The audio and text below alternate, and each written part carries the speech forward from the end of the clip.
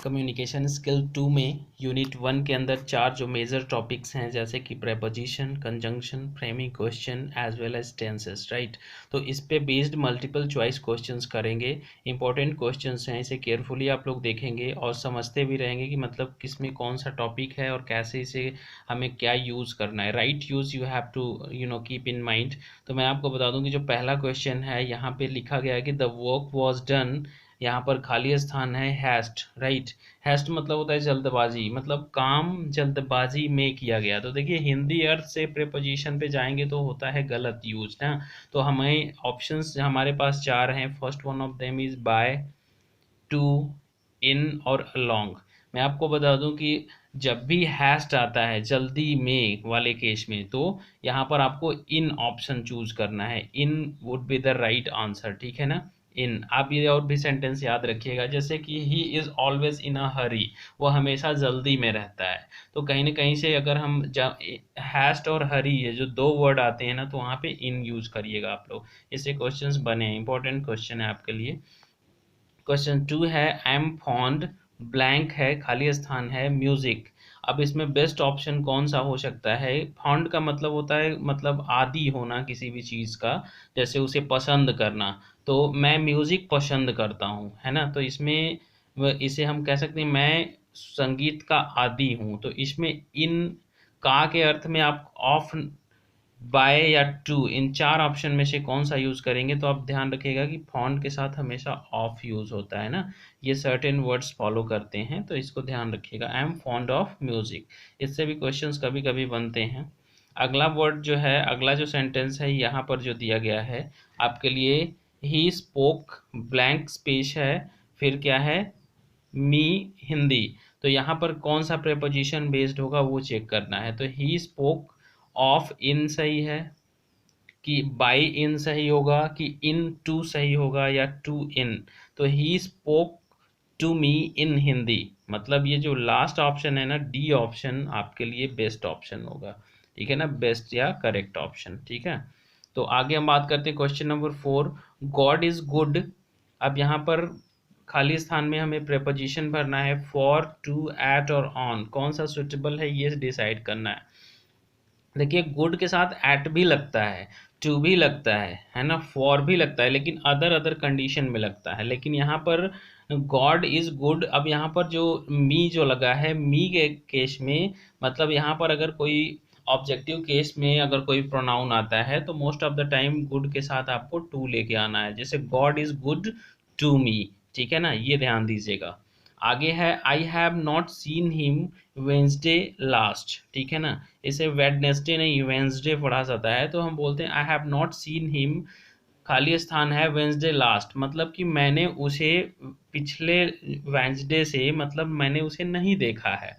तो यहाँ पर आपको सिंस ऑप्शन यूज करना है, I haven't seen him, I have not seen him since Wednesday last, right, ये ऑप्शन है। क्वेश्चन नंबर 6 जो है, खाली स्थान है, स्टूडेंट्स नॉट मेक नॉइज, ये क्वेश्चन मार्क है, फ्रेमिंग क्वेश्चन से बेस्ड एक क्वेश्चन है आपके लिए, ठीक है ना, फ्रेमिंग क्वेश्चन के लिए। तो ध्यान दीजिएगा कि इसमें हमें फ्रेमिंग क्वेश्चन करते समय कौन सा ऑप्शन बेस्ड माना जाएगा।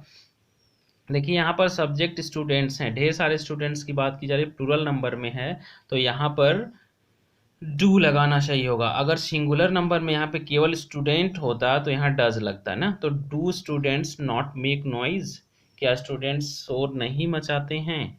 अगला ऑप्शन है, आप देखिएगा, अगला ऑप्शन है इसमें 7 नंबर पे, खाली स्थान है, सी नॉट गोइंग टू मार्केट, यहाँ वर्ब की आईएनजी फॉर्म आई हुई है, ठीक है। तो ऐसे केस में जब वर्ब में आईएनजी फॉर्म आता है तो हमेशा वर्ब में जब आईएनजी फॉर्म मिले तो इज एम आर में से ही कोई ऑप्शन मिलेगा आपको।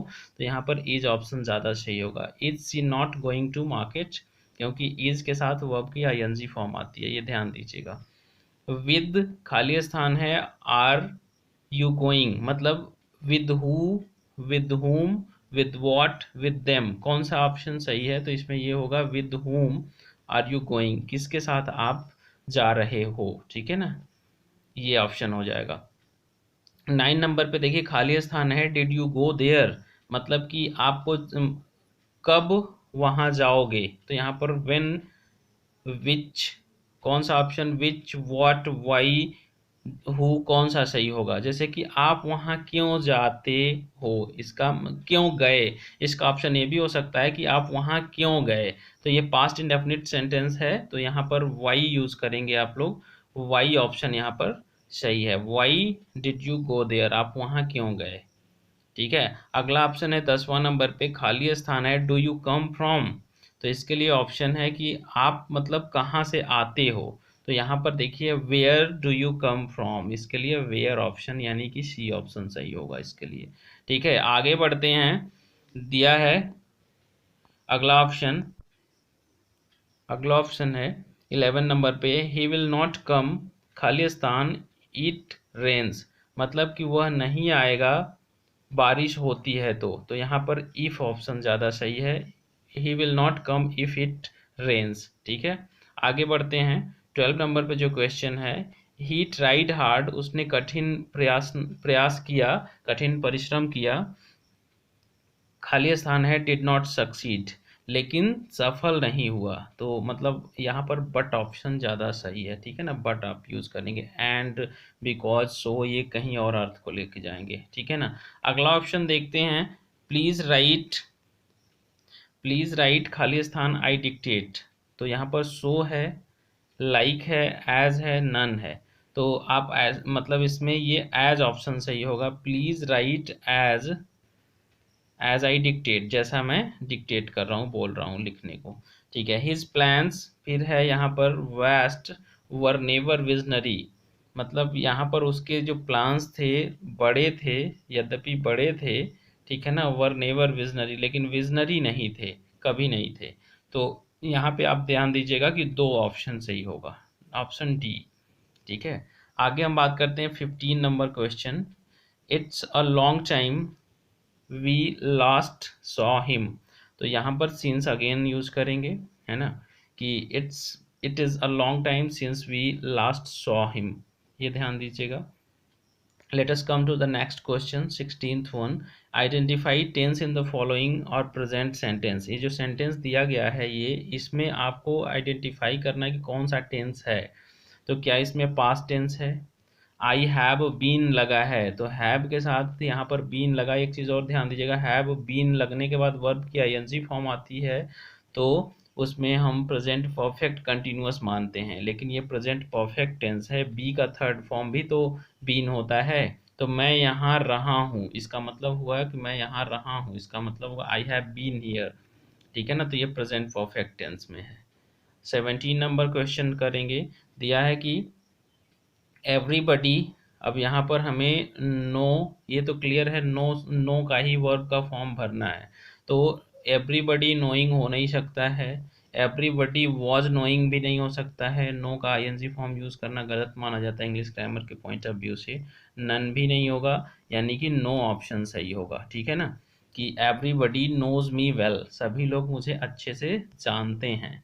अगला ऑप्शन 18 नंबर पे है, द होल फैमिली, खाली स्थान, फॉर द सेरेमनी। यहाँ पर कौन सा ऑप्शन सही है, has been invited, have been invited, invites और इनवाइटेड, है ना। तो whole family has been invited, ये मतलब पैसिव वॉइस का वाक्य है कि मतलब पूरे परिवार को आमंत्रित किया गया है ना, सेरेमनी के लिए सभी परिवार के लोगों को आमंत्रित किया गया है। तो यहाँ पर the whole family has been invited, has मतलब यहाँ पे सिंगुलर नंबर में एक है ना, द होल फैमिली, तो हैज़ बीन, हैव बीन लगाना सही नहीं होगा यहाँ पर।